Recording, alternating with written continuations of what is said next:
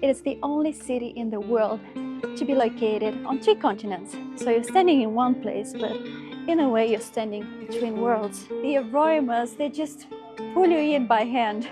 It's sometimes called the soul of Istanbul. There is a massive line here. It's really hard not to feel the weight of the history in one of the most iconic buildings in the world. I'm a little bit upset.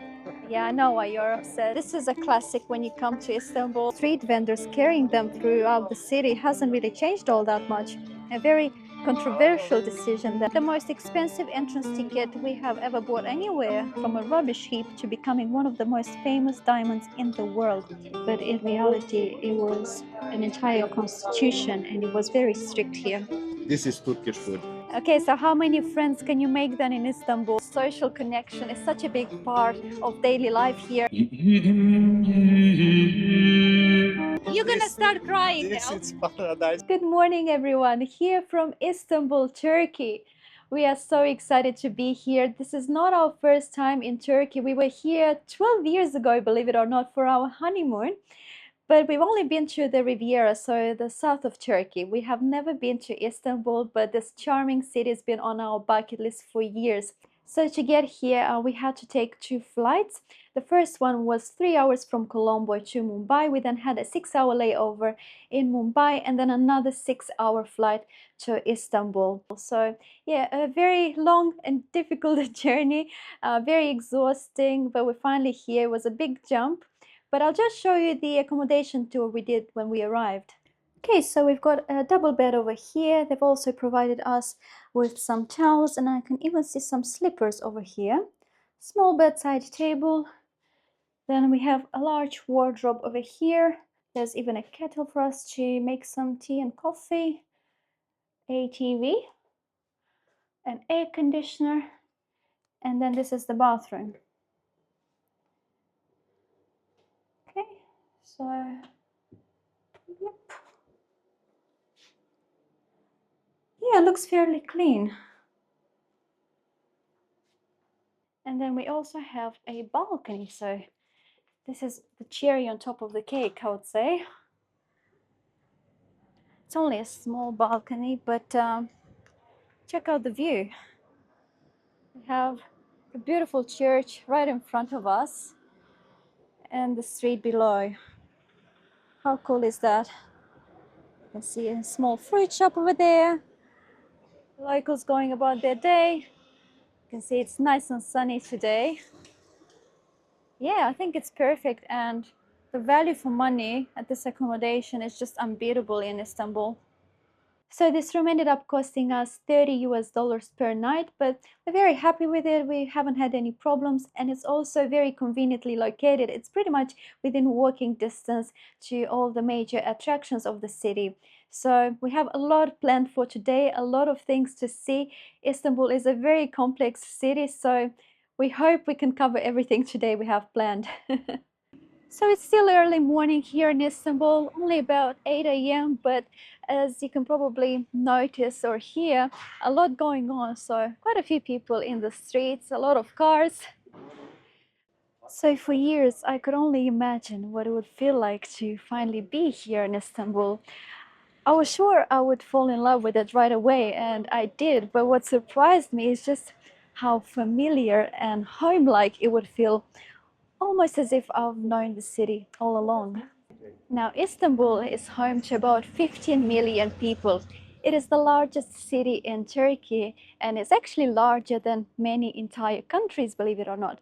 But what makes it even more fascinating is where it sits. It is the only city in the world to be located on 3 continents, half in Europe and half in Asia. It also has a history like no other city in the world. It started as a Greek settlement called Byzantium over 2,500 years ago. Then in 330 AD, Emperor Constantine made it the capital of the Roman Empire, and it became known as Constantinople. For over 1,000 years, it was the heart of the Byzantine Empire, full of incredible churches and palaces. Then in 1453, the Ottomans conquered the city and it became the capital of their empire, blending Byzantine and Islamic culture in a way you can still see today. But after the founding of the Turkish Republic in 1923, the city was officially named Istanbul, And even though the capital later moved to Ankara, Istanbul remains the cultural and historical heart of Turkey, the true bridge between East and West. So you're standing in one place, but in a way you're standing between worlds.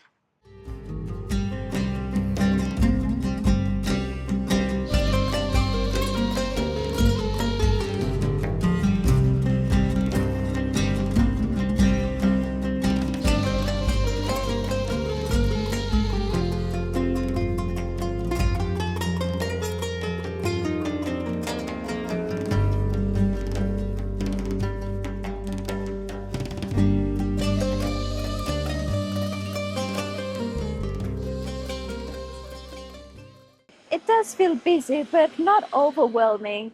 And the smells in the air are just out of this world, you guys.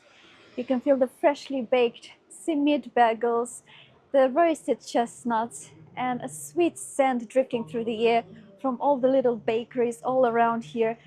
It's just out of this world. And even if you're not hungry, the aromas, they just pull you in by hand. And of course, walking through Istanbul, you can't help but notice the cats. They're absolutely everywhere here, lounging on walls, weaving between people, even hopping onto tables at cafes. And I've noticed just how well and look after they seem. They're clearly very loved here. Locals leave them food, water, and little shelters. So, yes, you can see just how beautiful they all are. Cats are so integrated here in daily life that they're sometimes called the soul of Istanbul by locals. And to me, I really think they truly give you a glimpse of the city itself, alive, independent, and certainly full of character. Having said that, you do occasionally come across some very cute doggos here as well, like this one. Yeah, he looks like he's very well fed too, I must say. And we made it to Sultan Ahmed Square. And I think this is the very heart of Istanbul's historic old city. This is where you can actually see a lot of the city's ancient history. And what's amazing about this place is that it wasn't always a square. It used to be the hippodrome of Constantinople, built by the Romans over 1700 years ago. Back then, this was the center of the city's social life, where people gathered to watch chariot races and celebrate victories. And if you look around, you'll see some incredible reminders of that Roman past. There's the Serpentine column and the walled obelisk. But what really catches my eye is definitely the Egyptian obelisk right over here. This tall pink granite monument was actually brought all the way from the temple of Karnak in Egypt by the Roman Emperor Theodosius in the 4th century to decorate the hippodrome. And what's interesting is that this is actually only the top third of the original. So the original was much, much taller. And you can see it's beautifully covered in these hieroglyphs celebrating Pharaoh Thutmose III. Now you may be wondering, why on earth was it brought here all the way from Egypt? Well, it was a symbol of power and prestige, showing that Constantinople, the new capital of the Roman Empire, could claim the glory of ancient civilizations. And obelisks were often used by emperors to display dominance and link themselves to divine or historical authority. Now over here, right at the base of the obelisk, we actually have a representation of the Emperor Theodosius right there in the middle, and he's surrounded by some of his sons.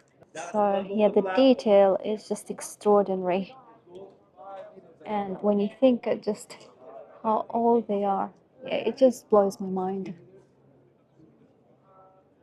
And when you walk through this square, you can definitely feel the layers of history, Roman, Byzantine, Ottoman, all merging together. And even though nowadays people come here for a stroll to take selfies, have coffee, you can almost picture the crowds and the excitement of the chariot races that once filled this space.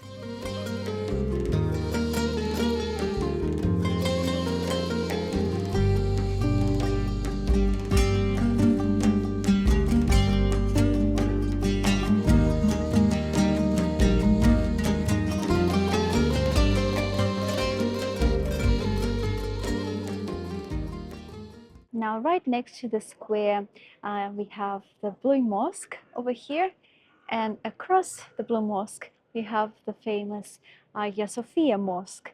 Now, it obviously makes sense to go to the Blue Mosque first because it's closer, but because Hagia Sophia is one of the most visited attractions here in the city, there's likely to be a huge line. So that's why we're going to head there first, see if we can get a ticket, and then come back and see the Blue Mosque. Now, I must say everything here is nicely arranged. You've got a beautiful park right here in the center, separating the two mosques. Yeah, it's absolutely beautiful. There's a lovely atmosphere, people coming with their families. It's very nice and sunny today, so yeah, it's a perfect day for exploring Istanbul. And here it is, the beautiful Hagia Sophia. Just look at that, it's absolutely massive. Wow, the minute you see it, yeah, it just instantly makes an impression. And I must tell you, it's even more majestic in real life when you see it.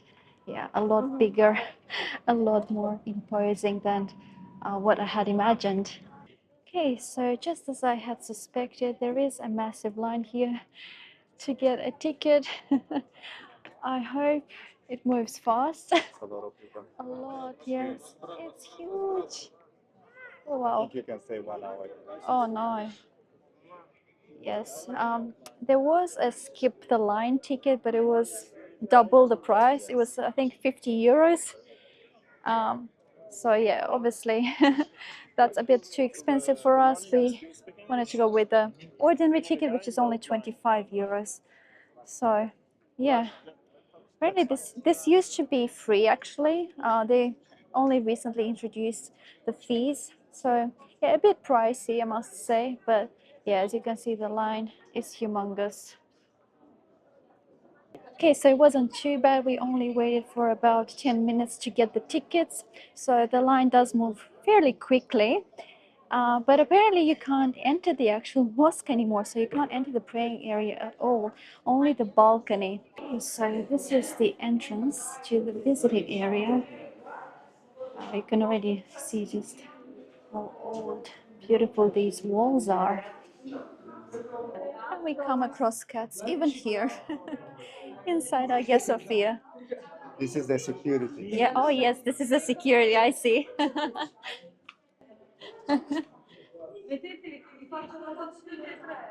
Yes, a lot of people, but like I said, it only took us 10 minutes to get inside. So do not be afraid if you come here and you see a huge line. I don't really think there's a point in getting a skip the line ticket. And this is the entrance. Wow. Wow, I'm absolutely speechless. It is huge. It's even bigger than I imagined. Now we are obviously on the balcony, so the second floor of the mosque. So the praying area is downstairs. But you know, instantly when you come here, it just takes your breath away. These walls, the old painting, the details. Oh, it's just out of this world. It's really hard not to feel the weight of the history in one of the most iconic buildings in the world, I would say. Now, Hagia Sophia was originally built as a cathedral in 537 AD by the Byzantine Emperor Justinian I, and at the time it was actually the largest church in the world. Its massive central dome rises about 55 meters above the floor and spans 31 meters across. It almost feels like it's floating, and that illusion is thanks to a brilliant design. The dome is supported by four massive piers and flanked by semi-domes, which help distribute the weight and create the spacious, airy interior that we see today. Now, in 1453, after the Ottomans conquered Constantinople, Sultan Mehmed II converted it into a mosque.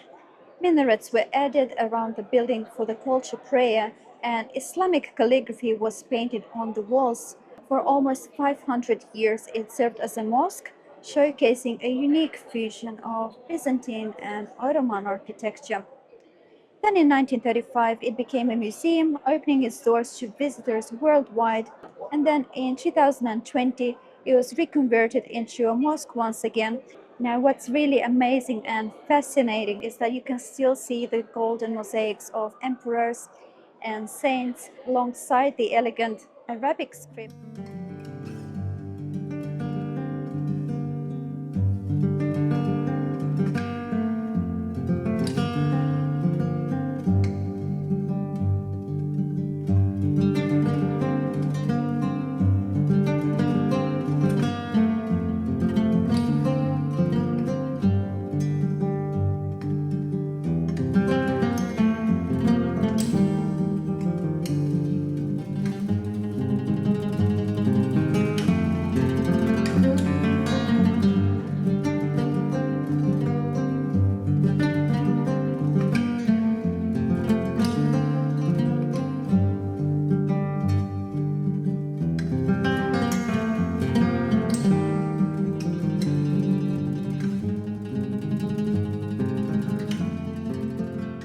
Okay, so we just got out of the mosque. We spent a good 30 minutes, 40 minutes, would you I say? think around Close. to 1 hour. Close to 40 1 hour, yeah, absolutely. But it was phenomenal inside, absolutely beautiful. Uh, It's amazing. It's beautiful, but I'm a little bit upset. yeah, I know why you're upset. Yes, I'm upset a bit too. I wanted to go downstairs as well. I And think from downstairs it's look more yeah, the view from view. of the dome from the ground floor must be breathtaking. So Even for the balcony, it's okay. No, you're too far away. It's hard to see everything. yeah, It's yeah. hard to see even You do get the downstairs. best view from the ground floor. That's Yes. true. For us, photography, we like to have the beautiful Yeah, view. I know. For us, we like to capture all the angles, and obviously, it's such an iconic uh, monument, such an iconic place, and that's why. But you know, I guess they were getting too many tourists, and it would just get too crowded downstairs. I Maybe think, too noisy. and too noisy. So that's why they probably decided to separate it and just make that section for praying only. But yes, just something to note. It's worth to come. But it's still, yeah, 100%. If you come to Istanbul, you must come here. It's an absolute must. I'm so hungry now. It's time to eat. Yeah, absolutely. And one thing you cannot miss when you come to Istanbul are these carts with the simit bagels, and they look so yummy, so yummy. So shall we get one? Yes, this is kind of like Istanbul's version of a quick snack. For just a few lira, it's breakfast for students, a snack for workers, and even dinner if you're rushing somewhere. So yeah, they are pretty good, and they've been around since the Ottoman times apparently, possibly from as far back as the 16th century. And the tradition of street vendors carrying them throughout the city hasn't really changed all that much. Ready? This is for you. Oh. How beautiful color. Beautiful, nice and golden, and you can see it's all covered in sesame seeds. So yes, this is a classic when you come to Istanbul. You must give it a try. And it was only how much? Was it 20? 20. 20 lira. Yeah. You can find for 10. Yeah, in some places I think you can find it for 10. Very affordable. And yes, you can see these cards pretty much on every corner. You can't miss it. Yes, so good, nice and crispy on the outside and very soft on the inside. I actually used to make these at home all the time. One of our favorites with Mihai, and we always like to have them with tea. And in Turkey, it's the same. They normally have them with a cup of tea. So yes, very nostalgic to try one finally here in Istanbul.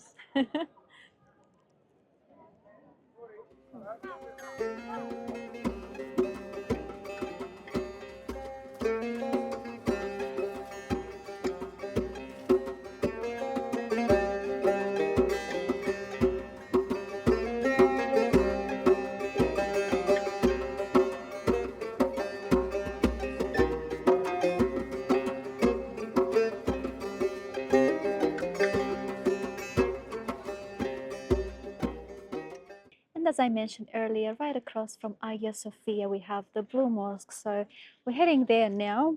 Hopefully, there aren't as many people, but yes, this is the Blue Mosque, officially known actually as the Sultan Ahmed Mosque. It was built between 1609 and 1616 as an imperial show of strength designed to complement the imposing Hagia Sophia that faces it across the Sultan Ahmed Square. And you can see it's really a symbol of architectural brilliance. And what makes it really unique is that it has 6 minarets, unlike all the other mosques around here. So yes, it's actually something that caused quite a stir at the time, because the majority of mosques had only 4 minarets, and having 6 meant that it matched the number at the Grand Mosque in Mecca.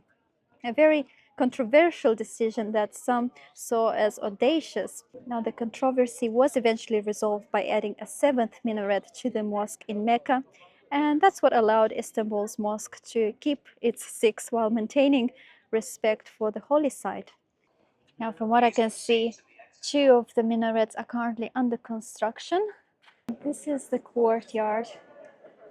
It's absolutely huge. Wow. Now, this was free entry, so we didn't have to buy a ticket or pay anything. You can just come in. They do have prayer times though, and they don't allow visitors during those times, so you just have to check what time you come. And then one of the first things you notice inside is the central dome, which is about 23.5 meters in diameter and 43 meters high, flanked by 4 semi-domes, which gives the mosque a nearly square shape. And unlike Hagia Sophia, the dome here is supported by 4 massive pillars nicknamed elephant foot pillars. And of course, you may be wondering, why is it called the Blue Mosque? Well, the main reason is that it's covered with over 20,000 handmade tiles, each decorated with intricate designs of tulips, roses, carnations, and lilies, all beautifully lit by 260 windows. And yes, as you can see, the effect is quite soft, luminous, especially when the sunlight streams in, illuminating the delicate patterns.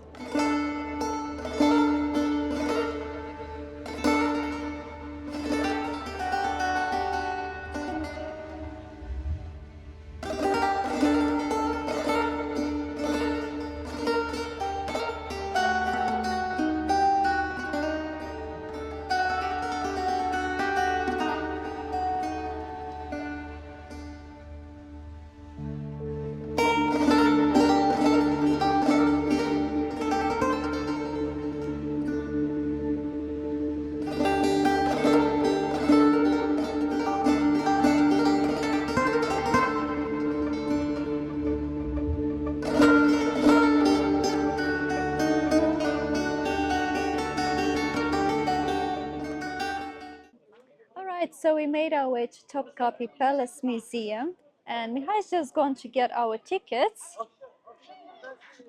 Did you get them? Yes. How much were they? 2,400 Oh, per wow. person.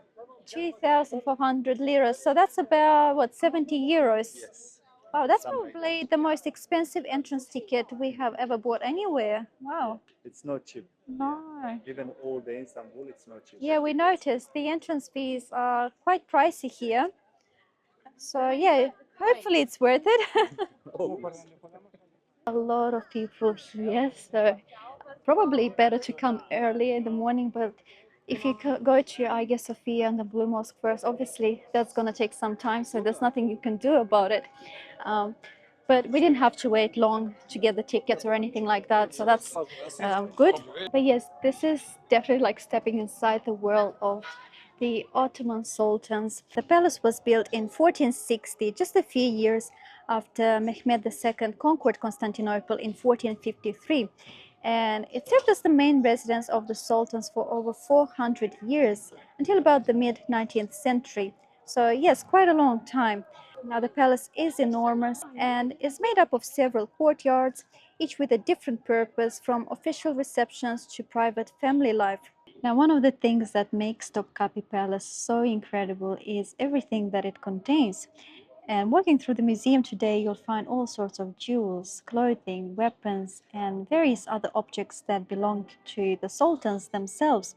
You'll also find holy relics of Prophet Muhammad, and in the imperial treasury, there are some truly astonishing pieces.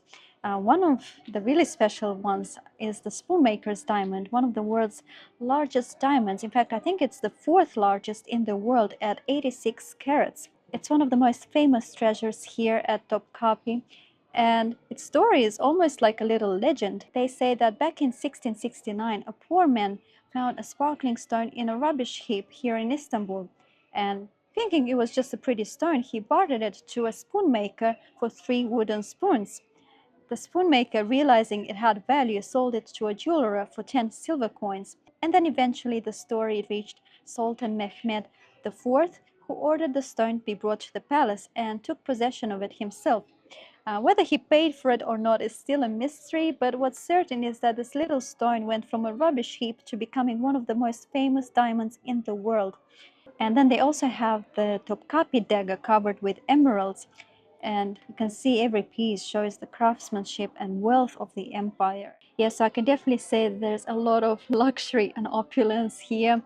But despite all this wealth and power, the empire didn't last forever. By the 19th century, the Ottoman Empire was in decline. It struggled to keep up with European powers in terms of military technology, industry, and governance. Corruption, political infighting, and the weakening influence of the sultans themselves all contributed.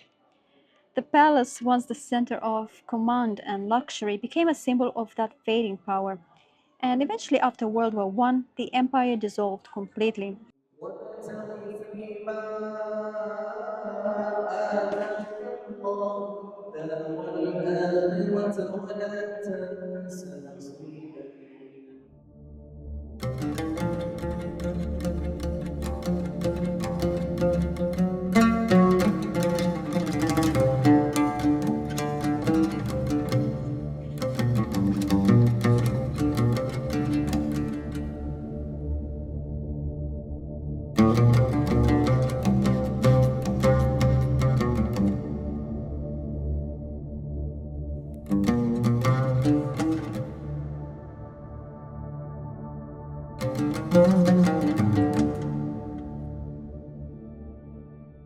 Oh, and it turns out that from here we also get a panoramic view of the city. You can also see the ancient wall of the city all the way down there. Now, the walls of Constantinople were some of the strongest in history. Built in the 5th century, they stretched about 20 kilometers across the land with 3 layers of defense, a moat, an outer wall, and then a massive inner wall with towers. And for 1,000 years, they kept out the invaders from Arabs, Persians, and even Crusaders until the city finally fell in 1453 when the Ottomans used huge cannons to break through. Alright, so this is the entrance to the harem, one of the most fascinating parts of the palace. Now, this wasn't just the Sultan's family home, it was a whole world inside the palace, with over 400 rooms for the Sultan, his wives, concubines, and children. And life here was quite luxurious but also incredibly strict. Women had to follow specific rules, and even small actions could reflect their status or affect their position. The harem had its own hierarchy, and in many ways, it was a miniature society inside the palace. And then there was the Sultan's mother, and she wasn't just a parent, she had enormous power influencing political decisions, appointments, and even succession. And in many periods of Ottoman history, she was the most influential person in the palace, shaping events from her private quarters. So, yes, many people think that the harem was all about luxury, but in reality, it was an entire constitution and it was very strict here. So, we have another large courtyard here, and from this point, we can see a beautiful view of the city once again. And out there in the distance, you can probably notice the famous Galata Tower.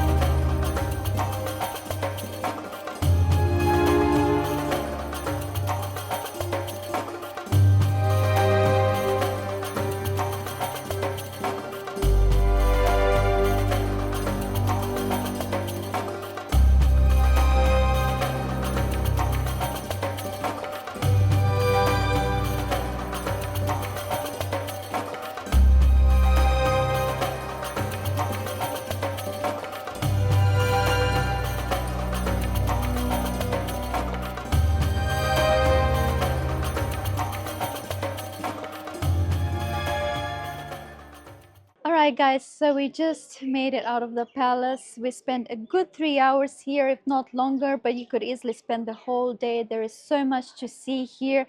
It is absolutely huge. It's like a city in itself, full of gardens, pavilions, courtyards.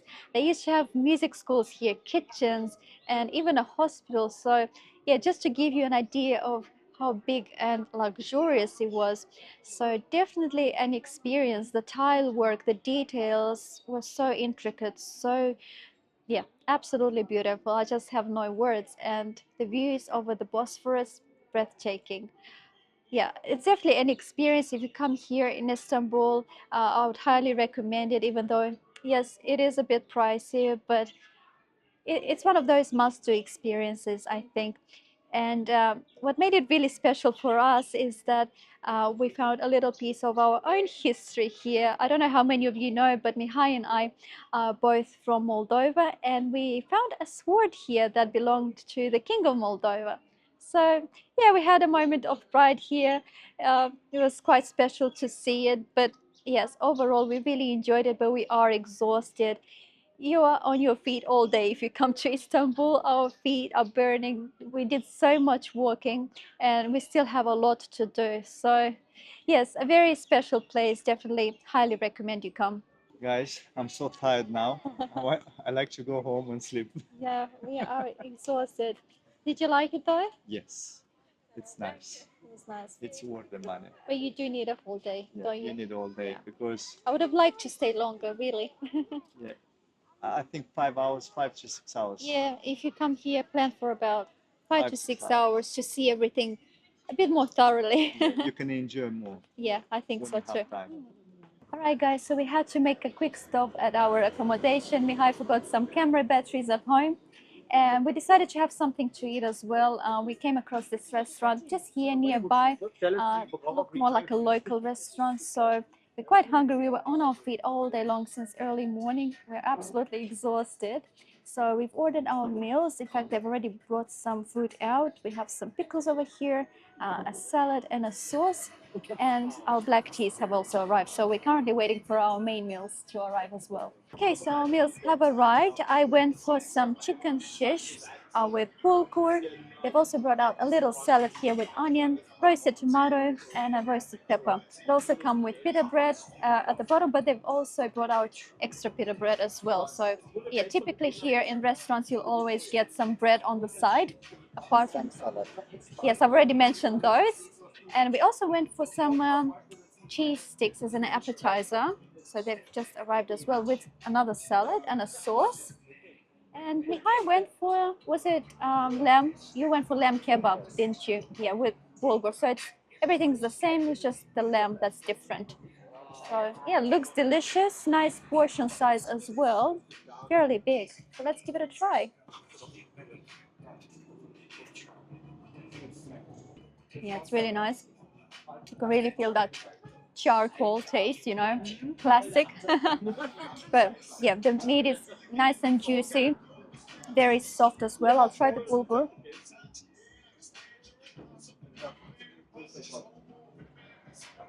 Delicious. It's cooked in tomato sauce. In fact, I've always loved bulgur. It's one of my favorites. Yeah, everything's delicious, very well balanced as well.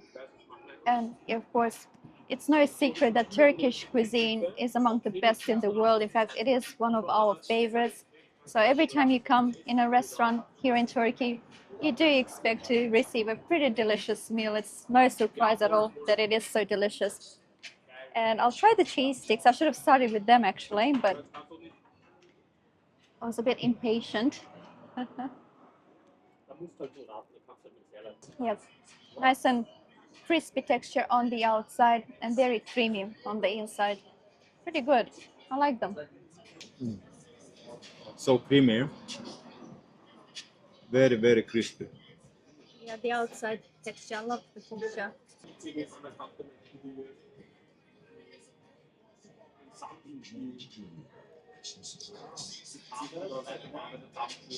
Yes. This is Turkish food. Yeah.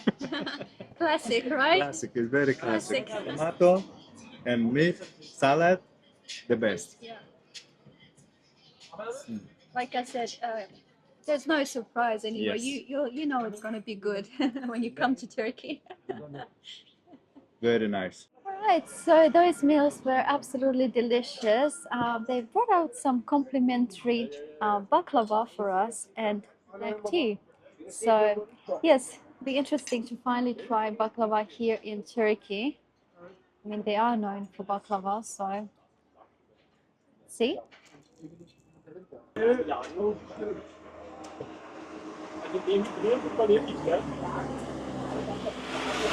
I've tried baklava in many countries before, but here in Turkey, I find that it's not too sweet, and the filling is also very generous as well.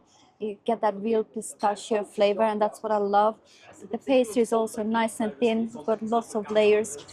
Yeah, really good. It's also not dry. I find in many places that I've tried baklava, it's always dry, but here, nice and syrupy, you know, very moist inside. Delicious. One of my favorites. All right, guys, so those meals ended up costing us 810 liras, meaning two main meals, one appetizer, and two teas. Plus, they've also given us the baklava at the end, but that was complimentary. So we're just gonna head to the Galata Bridge now to hopefully catch the sunset there. This is my new friend. Your new friend? Okay, so how many friends can you make then in Istanbul? 1,000. Thousands? Like this? 100,000. Now, of course, as you would expect, on your way to the bridge, you find the streets just lined with all sorts of little shops, boutiques, restaurants, and they're filled with all sorts of souvenirs, clothing, rug shops, various teas, baklava shops, sweets, you name it. They have absolutely everything here. The streets are so vibrant, so colorful, with so much life buzzing all around. And of course, you don't have to walk all the way. There are public transport options like this tram, so that's very convenient as well. It runs right through the center of the city. Okay, and we've made it to Galata Bridge. And I definitely think this is one of the best ways to feel the rhythm of Istanbul. There is so much going on here, so many people, especially at this hour. Now, the Galata Bridge spans over the Golden Horn and it connects the old city with the more modern neighborhoods across the water. And what's fascinating is just how alive this bridge feels pretty much at all hours. I mean, we were here a couple of days ago in the morning and it was just as busy. You can see there's fishermen on both sides of the bridge. There's so many of them here casting their lines into the water. And then you see the ferries and the boats gliding underneath, carrying people, doing various tours across the Bosphorus. And of course, the classic seagulls circling overhead. Now, below the bridge, there are cafes, small restaurants tucked along the waterfront, and a lot of them are specializing in balik ekmek, the classic fish sandwich that you can try here. And yes, there's a very strong fish smell over here, but not in a bad way. It actually smells quite appetizing. It's kind of making me hungry again. So yes, it does smell good. And of course, lots of people walking across the bridge, not just fishermen. What struck me the most is how the bridge isn't just a crossing, it's a meeting place. People come here to chat, to laugh, to watch the boats, or just admire the views together. And you can really feel how social connection is such a big part of daily life here in Istanbul. Turks love to meet, to mingle, and share those small moments together. Where is your fishing rod today, Mihai? Where is your fishing rod? I start jealous now. You're gonna start crying This now. is paradise for fishing. This is the best. Look the view. Yeah, I mean, Look the the atmosphere. view, yeah, the view is superb. The best view for fishing. Yes. I think with a view like this, I would probably like to start fishing myself, you know? You know, you don't need to catch. Just stay and watch. Yeah, you don't need to necessarily catch anything. It's not about catching fish, is it? It's so nice, yeah. It's about sharing those moments together with other people and admiring the views. It's really such a social place, you know? It's a place that brings people together.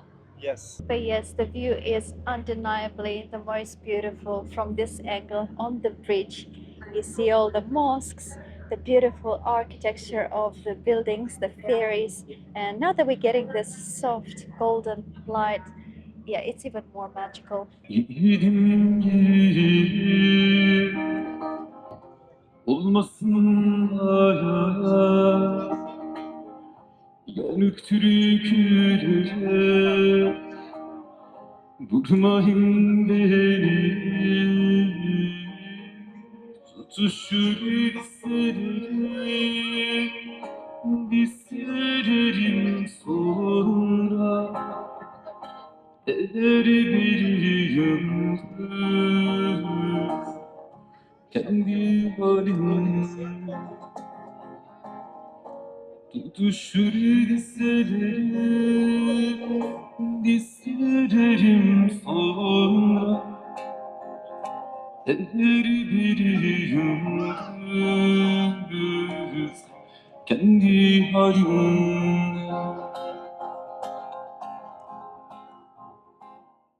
Alright, guys, it's time to go home now. Yes, it's been such a long day. I think this has been the longest filming day we've ever had so far. For me, the longest day in my life. Yeah, it was super long. We've seen so many places today, but this is such a complex city. It's just not enough time. You really need, I don't know, at least a week, 2 weeks to see Yes. everything. 2 weeks, not everything. Not everything, maybe half. I don't know. It's just too much. There's a lot to see and do in Istanbul, and I can definitely say that we've officially fallen in love with this city. Yeah. Yeah, one of our favorites now. And yes, we're so happy that we finally made it here. But I think it's time to end this vlog. Thank you so much for watching, and if you enjoyed this video, please give it a like, share it with your friends, and subscribe to our channel. We'll see you in the next one. Bye. See ya.